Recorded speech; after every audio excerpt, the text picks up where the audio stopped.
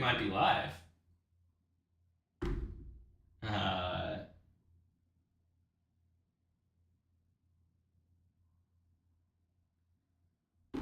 Let's see.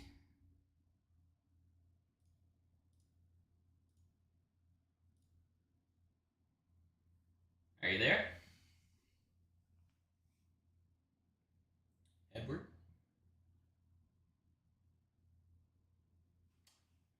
Well, we're just waiting on Eddie to get started here.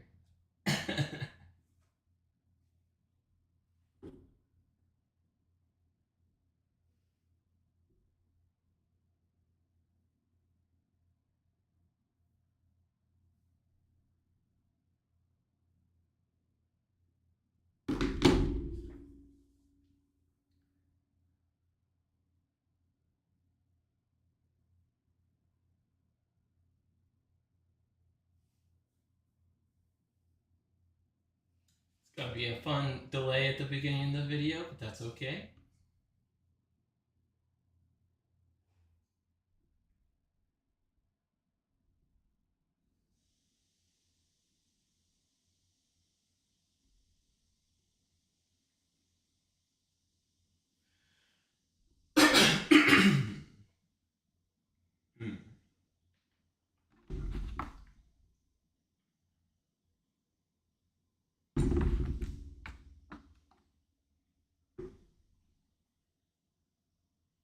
Hello, Edward. How about now? I can hear you now. All right, so I'm not the brightest person. After we abandoned video, I unplugged my camera, not realizing that my microphone is built into my camera. Ah. So. There you go. Well, trying to see if anybody wants to join. I started streaming. I don't know if it's actually working or not, but Okay. But we'll see. But we are live right now. So.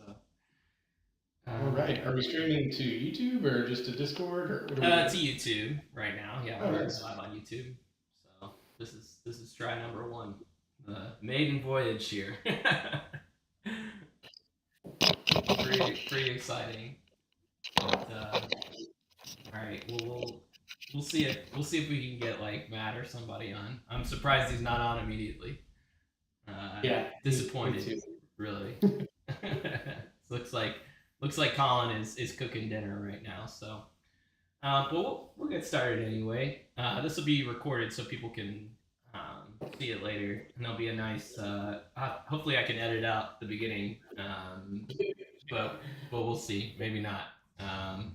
Well, I'm learning as I go here, right? Don't really know what's up. But, learning how to video conference. Yeah. 2 years and working from home every day of my life. It's not embarrassing. No, it's the same. I mean, I don't video conference much at all. Really? I hardly turn my camera on at work. But I don't know why. It's like our company doesn't do it. It's kind of strange, really. So. I think it's an interesting power play.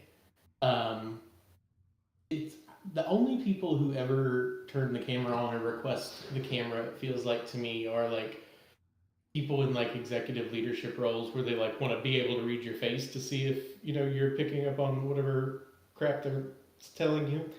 Right. Or like and then the other thing is like I have a lot of customer facing calls, so if they join with a camera, I'll turn it on. But if it's just people that I'm working with all the time, we rarely ever turn it on. But looks like Zach might be hopping on, so that's exciting. Yeah, no, but I totally agree. I think it is a power play. I think it's totally a power play.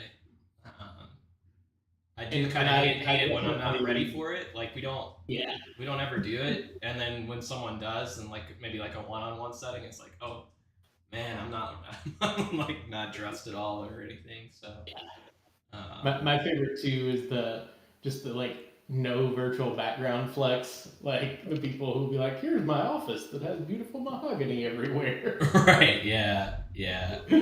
Nah, dude. I got these bookshelves from Microsoft. Right. Yeah, yeah, exactly. Yeah, Yeah. like I have like a Nintendo in the background, No. two Nintendos in the background, so um, not and a CRT, like a massive old nasty television, which is great. But anyway, I'm excited you can join. I'm sad that we can't do video, but Yeah. it's cool to have you join anyway. So I appreciate it. That's Yeah. pretty cool. I haven't done one yet. Yeah.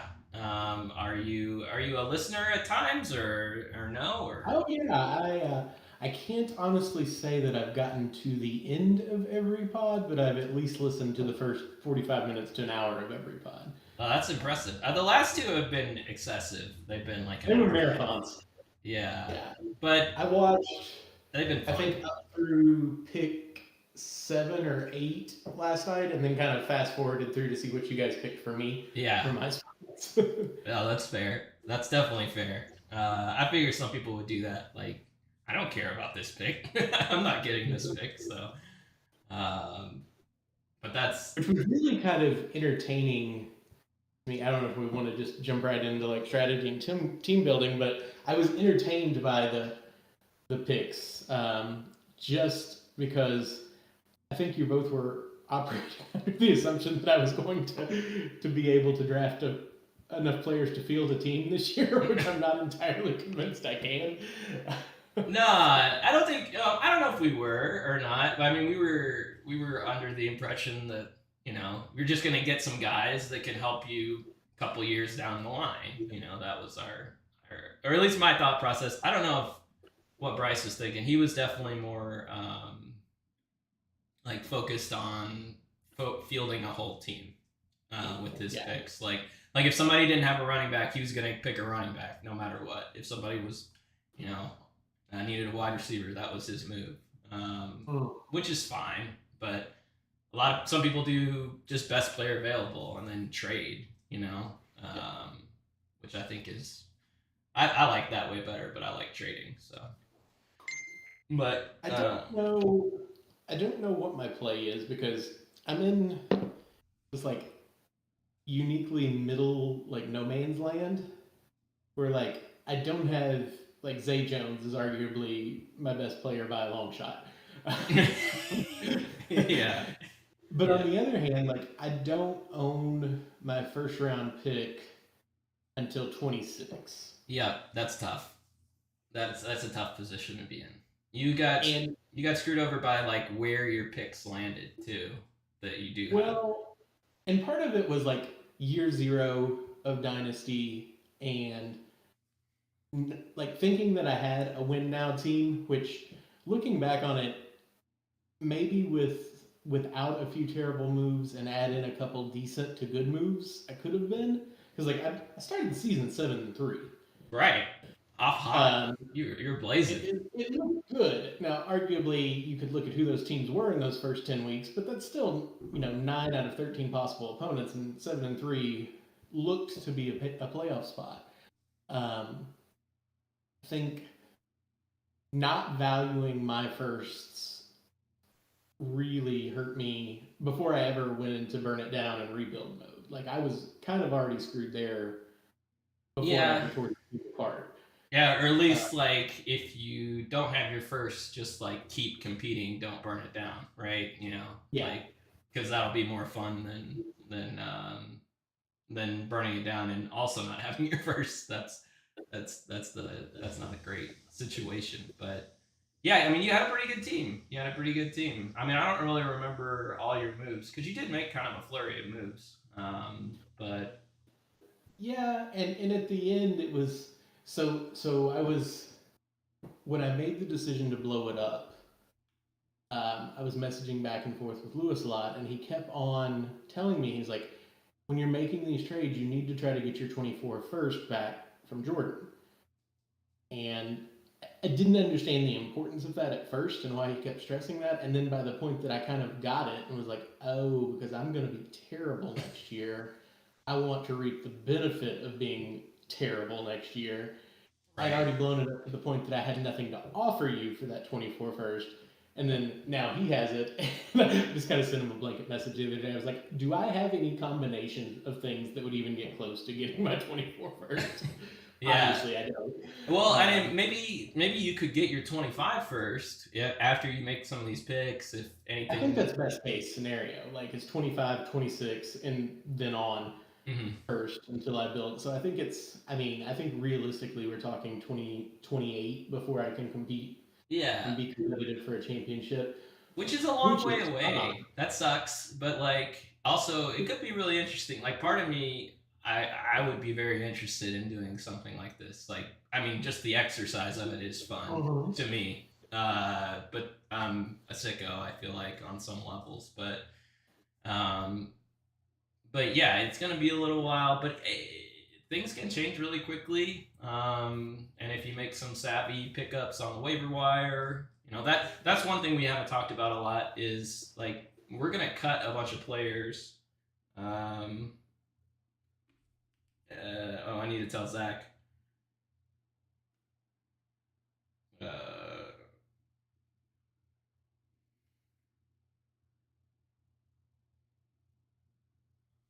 so I'm yeah, see if he can join Cool. on the channel. Um, we'll see. We'll see. It'd be cool if we could get this figured out. If we can get someone to confirm it's actually like working and stuff. But anyway, I guess cuts are gonna happen. So like we're gonna have our draft, and everyone's gonna get their players, and then sometime before the season starts, we're gonna have like a cut day where we have to cut back to our old roster size because we're like 5 over right now, where we like were last year, and then we'll have our taxi squad too. Um, so people are gonna That drop is a my bunch of guys. team. Yeah, that's my team for the next 2 years. Is my taxi squad. Like I'm out to build the best taxi squad of anyone. Like, Right. that's really what I'm focusing on. Um, and I don't know. Like obviously, I don't spend a lot of time watching the experts or reading into it too much yet because we're too far away from the draft for me to really be there yet. But I'm curious as a strategy because as I kind of thought about this and was trying to come up with a plan, there's a part of me that wonders if you know you're far enough out from being competitive. If your best strategy for cultivating players that then get you either picks or young players that are already somewhat proven is to just build a room, just to pick a spot and develop as many young talents or capture as many young talents as you can and see who pans out and who doesn't, so that if you've got 5 rookie quarterbacks and 2 of them hit, keep one for your long term build and use the other as trade, and then should be pretty apparent pretty quickly who you can cut and get rid of. I don't know if that's a decent strategy because so the other thing that's playing into this is it looks like I have really good draft capital this year. I don't. I have 2 picks at the end of the first round, which are arguably 201 and 202 in most leagues. Um, Yeah. Yeah. It seems like Zach is able to join. Let's see if he can get. Well, Sweet. I don't even know why I'm texting him, but if he's able to view it, then let's see if he can join chat. That would be pretty neat. See if he can dock there. I don't think that's a crazy idea. Like, but you're like talking about like cornering a position, right? Like yeah, quarterback or something. Yo, wide Zach. receiver. All right, Zach is here. He says, "Hey, dudes, that's pretty cool." All right, so we figured this out. So Eddie's video isn't working. There's some conflict with Discord. Something's messed up. So it's just me. Get to see my face. We're talking about his team. We're talking about picks and things like that. So that's pretty cool. We got Zach. I can see it now. I'm figuring this out. I'm excited. But but yeah, so Eddie, you were just kind of going over your. You've got a lot of. I mean, I guess I should take a look at your picks, but you've got a lot of picks in like the second and third round, right? This year. Yeah, so I've got the 113, the 114. I've got the 208 that belongs to Zach, and then the 207 that's mine. Then in the third round, I have the 4 from Justin, the 8 from Zach, my 7, and then in the fourth round, I have your 3 and Zach's 8. Uh, well, I see Josh has joined too. He can't hear us, but he is at his in-laws, and he's saying he's smashing that like button. So there we go. Yes, like and subscribe. All that You know stuff. what to do. You know what to do. Hit the bell. Got to edit that in. But yeah, so you got 2 firsts, you got 2 seconds, you got 3 thirds, and fourths. So like normally thirds and fourths, I just like hate them, especially in our league. I mean, it's a 14-team league, so you're talking about like the third round starts and it's like the 29th guy off the board, right? Um, which is pretty bad. These are pretty irrelevant people, but in your case, you need to be swinging for all of them, right? Like Give me a Brock Purdy, please. exactly. You'd be great to get a great team to get Brock Purdy, something like that. Um, but yeah, you're gonna get a lot of picks. And then, like I was saying earlier, the cut day thing is also really interesting. You should be playing the waiver wire at least for that day, and maybe like the first week of the season, just trying to outbid people. Like I think that's one of the weirder, like the hardest transitions for redraft to dynasty is like we were trying to spend as little as we could in redraft to get guys off the waiver wire. But it turns out in dynasty, like the waiver wire is so barren that if there's anybody who's any good at all, you should just blow your whole budget on them almost. Otherwise, someone else is going to get them. Yeah, I think that cut day is going to be interesting for me because, like, looking right now, I have 10 open bench slots. Yep. There you go. So there's that. And then I also have, let's see, 1, 2, 3, 4, 5 additional players that are rostered on under 25% of rosters. So that's essentially 15 spots I have open right now. Yeah, exactly. That's really cool. You could just load up on all kinds of random dudes that people can't roster anymore. And to me, when I think about guys to pick off the waiver wire, it's usually running backs because like he might be the third string running back on the Vikings or something like that, but he might have an opportunity, and when he does get that opportunity, you might be able to trade him for like a second round pick or something. If someone really needs him. And there's Aki. Aki is in the chat, so this is cool. I like this. Unfortunately, we don't have Eddie streaming. We'll get that one day. We'll get internet figured out for Eddie. But yeah, I think those guys would be the ones I would be looking at, and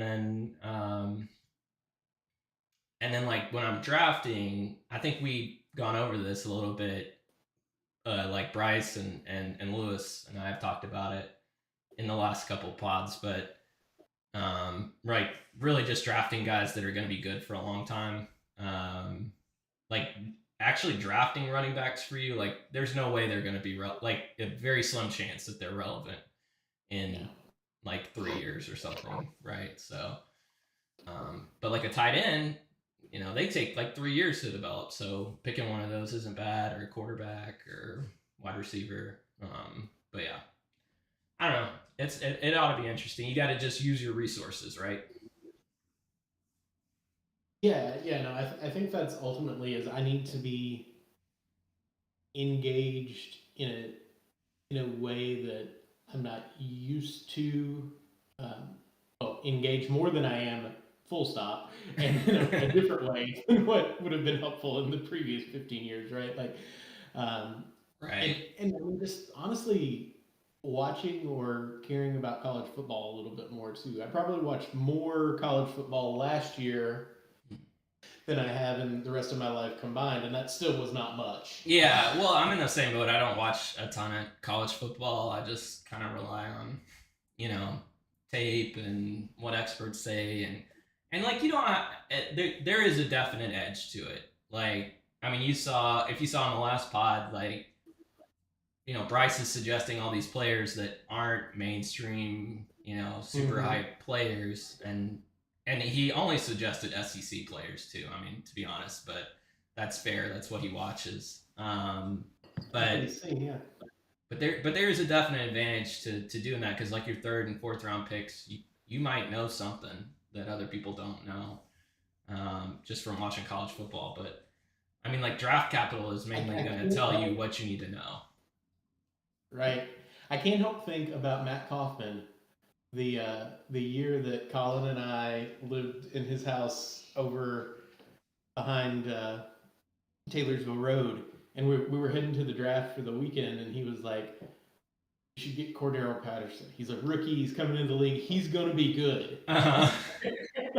Never heard of the guy before. Okay, buddy, whatever. Cordero went down to Georgia.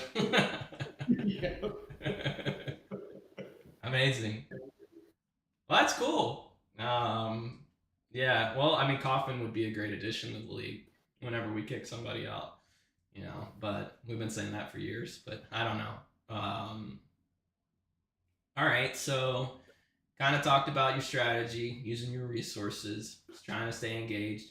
I think you could model some of your moves off of kind of what Lewis did. He was doing a lot of trades for like end of bench. Like if you could get a fourth round pick for any of your guys, like that have no big role, like that might be worth it. But just making sure on keep trade cut that you're getting a good deal, right? Not just like selling for peanuts. That's also probably a good idea. But I can't think of too much else in terms that we haven't gone over, before. Is there anything you wanted to talk about? Like, we haven't had you on, so is there anything about Dynasty in particular that you like, dislike, just like general thoughts about it that's been in your mind? Well, I mean, we haven't made it to the draft yet, so there's still potential that all of these pick trades will get erased, and we'll just do a redraft this year. Because there was a moment last night, and it was rather late, and so I was like, no, I don't have the time to do that right now before I go to bed. I really wanted to see if I had taken the 8 picks I was supposed to have in the first 3 rounds last year, what my team would have been. Yeah. So yeah, actually following through on a Dynasty or Dynasty-esque thing is going to be interesting. And I think I was still in the mindset of kind of like playing with house money the way we were that pseudo Dynasty make it up ourselves year we did. Right. Where it's like, this doesn't matter. Sure, you could have my first 3 years from now. That's not ever going to happen. It's like, no, man, it's going to happen, and I don't have a pick until after that happens. So. Achy seconds the motion to blow it all up. Sure, he can gather some people to get the votes. It seems to be how it happens. Right. Yeah. Yeah.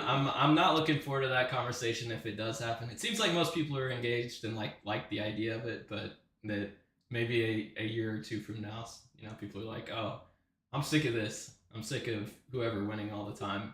Maybe Zach. Probably Zach. I don't know. I would like to think that Zach has amassed the resources to build a years long dynasty that will hopefully be crested and beginning its fall as this long 5-year build of mine is coming to fruition, and he can pass the baton to me for the next little stretch after that. So that's how I'm imagining it happening. We'll see. Right. Yeah. Lewis is in too, is what Aki said. Yeah. Well, cool. So one of my favorite traditions with our league is we get together every year for our draft, which not everybody does. And one thing that's interesting about Dynasty is a lot of people do like a slow draft. They'll just like right after the NFL draft, um, they'll do a like every 12 hours or something like that. Maybe you even get whole day to make your pick, and you just like slowly work your way through the draft. I don't know, like days too long, probably like 12 hours. And I've done that before, and it's pretty fun. It leads to a lot of trades. But we get together in person, and I don't want to change that. I don't think anybody wants to change that. It's cool to get together and do our draft, and hopefully we can still make a lot of trades. Maybe we won't be as like methodical about every single one of our trades, but um, you know, I still think a lot of trades will happen at the draft. Oh yeah, for sure. But we get together, and you are the expert with the barbecue. And we really appreciate that. So every year we've done something for the. How many years in a row have we done that? Where you has it been like 3, 4? I know. How many years have you done the? I think we've just done it the last 2, right? Yeah, it is the last 2 because before that it was at We did it Lewis's David, house. and then we did it at the cabin. So one of the things that I was thinking about last night too that I think is super cool is Colin has kind of been involved and like done barbecue things for as nearly as long as I've been doing it, I think. And he's done the picanha. That's always a hit. And then Colin Misbach has gotten the bug and actually has my small offset smoker at his house right now, using it to hone his craft. And I know you've gotten into it a bit as well. There's enough of a contingent of people. We could have a lot of fun with it this year. Absolutely. Plenty of space for people to contribute their. It's not just me. I'm not the only. I don't have any secrets that anybody else does. I've just made a lot more bad barbecue than you guys have, so learn how to make good barbecue. Yeah, but you've made a lot of great barbecue, so like don't sell yourself short. Eddie makes the best brisket. It's the sliced brisket, and not that chopped stuff you get it. I'm always disappointed. In like pretty much every barbecue restaurant in Louisville at this point in the brisket, I haven't found a place that I'm like really. I don't know if it's just like you've just ruined that expectation for me for the rest of my life. It's a regional thing. I think I don't think enough people care about brisket enough to order it consistently for large operations in Kentucky to care about coming up with procedure to make enough of it to serve commercially that's consistently high quality, if that makes sense. Like, you're going to sell a ton of pulled pork, you can develop a procedure around that. Even last year when I was doing Blue Hound, like I was very proud of my brisket and had people who were brisket fans and they loved it, but week in, week out, you don't want brisket every single weekend, right? You're not going to go buy brisket from a restaurant or a food truck every single weekend. And the contingent of people who, one, know good brisket and want to pay for it, right, are small enough. Like, I started out cooking a case of briskets a day and sold out weekend 1, sold out weekend 2, I think, because it was new and exciting and different. And then after that, it was like, I've had a pulled pork, but I've still got 4 briskets back there. If I can interest you in that, they're like, no, I've never had. I don't know what brisket is. So you start to reduce space for that, and it's an optimization problem of how much of the thing I do sell a lot of. right. Whereas if you go to Texas, like every corner has brisket that's just fantastic and amazing, and everybody wants it. Yeah, I think that's really true. I mean, there's not. I really struggle. I'm almost tired of trying it in Louisville at different places. So maybe I'll just try it. When I go to Texas, if I visit Ashton or something like that, I'm just gonna eat there. Instead. But brisket to me is it's almost like the old fashioned of the barbecue world. Right. Like if I go out to a bar, I'm probably going to order a bourbon and Coke if I don't know the bar or the bartender, or at least that it has a reputation of being a cocktail bar and they know what they're doing. Uh, I'd love to have an old fashioned. That would be my preference, but I'm not going to pay them to disappoint me. Right, exactly. Oh man. Well, we should make old fashions, and everybody makes some different kind of barbecue this time around, and that would be really fun for the draft. You know, if we get there on Friday and we're there through Sunday, maybe we do a slow draft and we do a round a meal. You know, we sit down for lunch together and do the first round, and for dinner we do round two, something like that. That would be cool. I like that a lot. That's really cool. See some Last Supper esque vibes going. Yeah.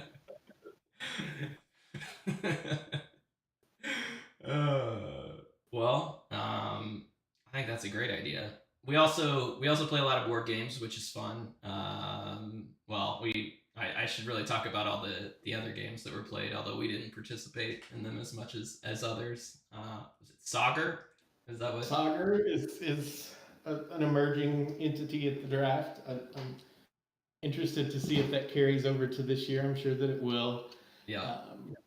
The RC cars were fun. I enjoyed that. They were fun until we wrecked Justin's cars. Right. And just like, I think it was Sunday morning when we all went out in the kayaks and Waldrop and Lewis swam and we were just hanging out in the water. That's going back to what you said, that is different than so many of the Dynasty leagues.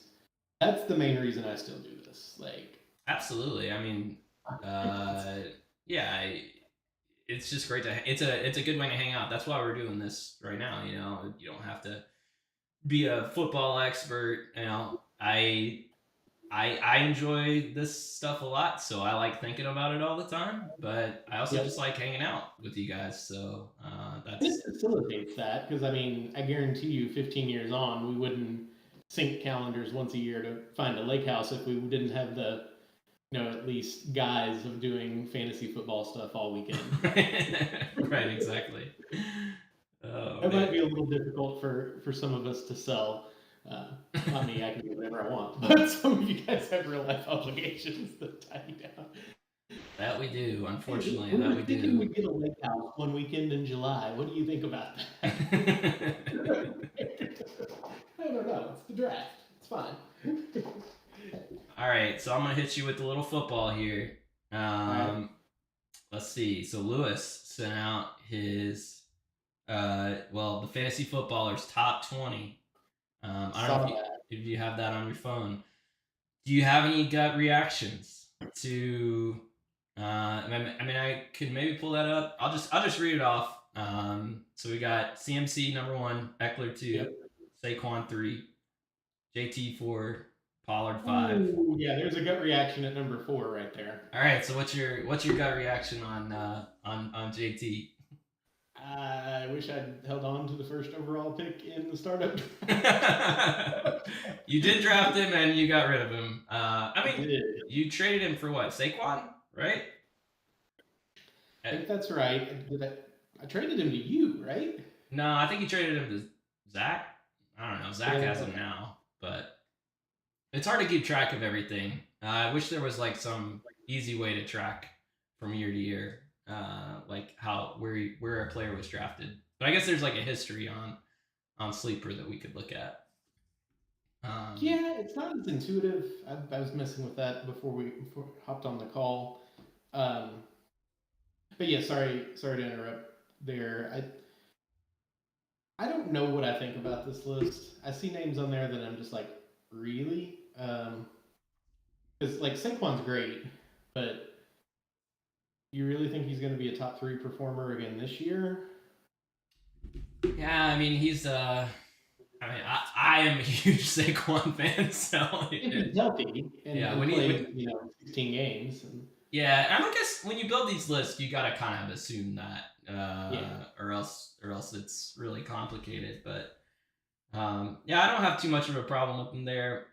I do think I'll just say making a list of the top 20 running backs before a draft is like kind of a bad idea, just because Mhm. like I guess it's a fun and thought exercise for a little bit, but it like doesn't matter because on the 27th we're gonna draft a bunch of rookies, right? Or the NFL's, a bunch of these rookies are gonna come onto these teams and really mess up some jobs here for guys. Like what happens if Bijan gets drafted by the Cowboys? You can't have Tony Pollard as your fifth running back, right? Yeah. He's just not. Or So if same we for set it at 3, what?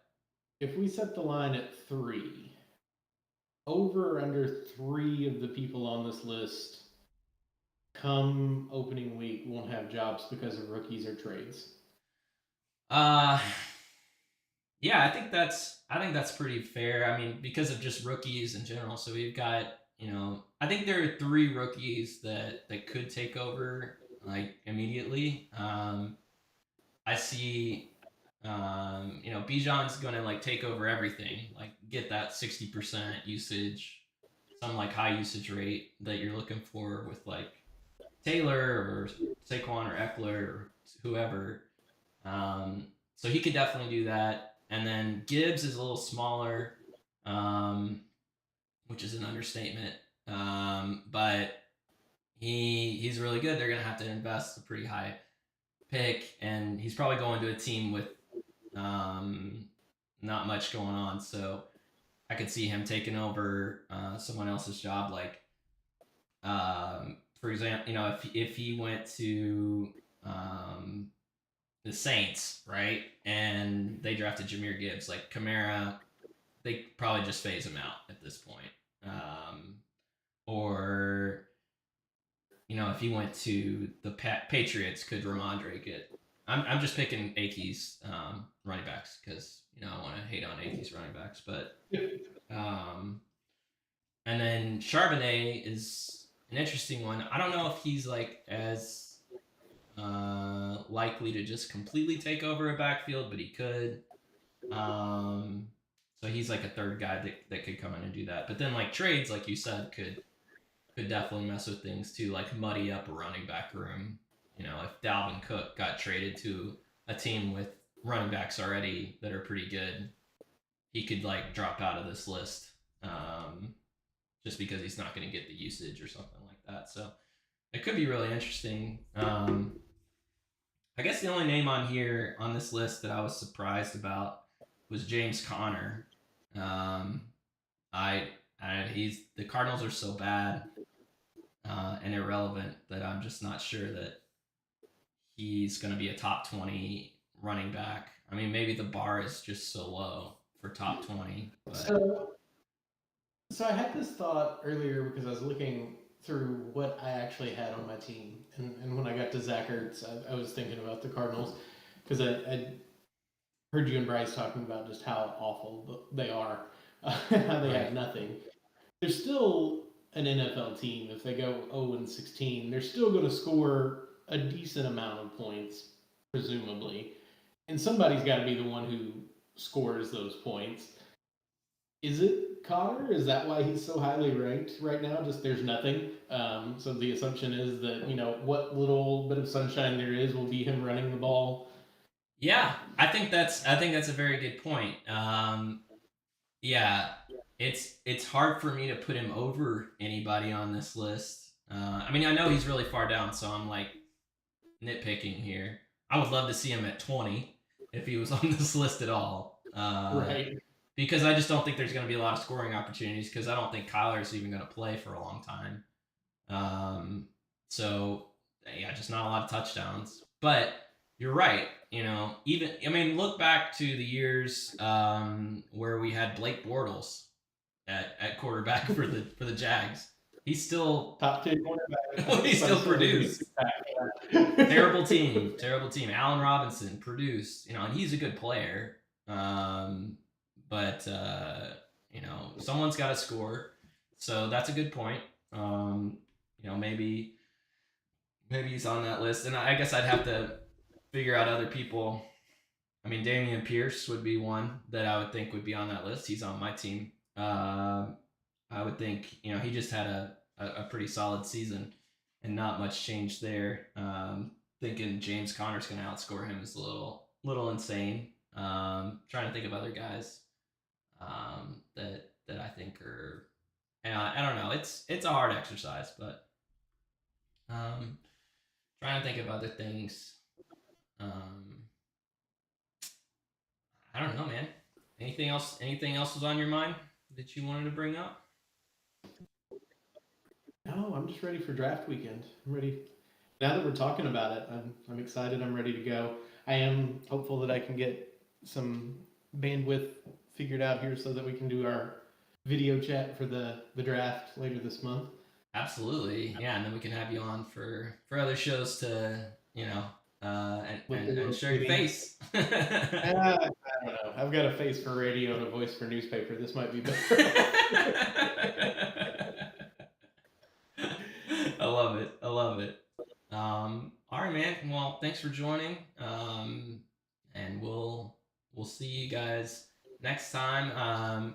Still got to schedule another podcast. Got a couple ideas floating around. I'm gonna try and get in contact with Waldrop. See if we can't do a trade episode where we just make up fake trades for people. I think that would be really fun. And then I really need to get a couple more people on the show from the group. Still haven't had Josh on, and we still haven't had Chase on. So tracking them down might prove difficult. But we hear from Josh all the time. So yeah. Josh is pretty active in the chat. I think the fake trades has legs as a full episode and then an ongoing segment where you present whoever's on with 2 real trades that happened in our league and one made up one and see if they can find them. As long as you put one of mine in there, they're never going to get it right. Yeah. I do like that idea. Especially after like one more year of this, it's going to be really hard to keep track. Like, it's hard for me to remember teams that I had after a couple years. Maybe it's just my bad memory, but I think that would be really fun. We could also do some who he play for. That's also it's also a blast. Are they still in the league all-stars? Yeah. All right, man. Well, thanks for coming on. I appreciate it. And see you guys next time.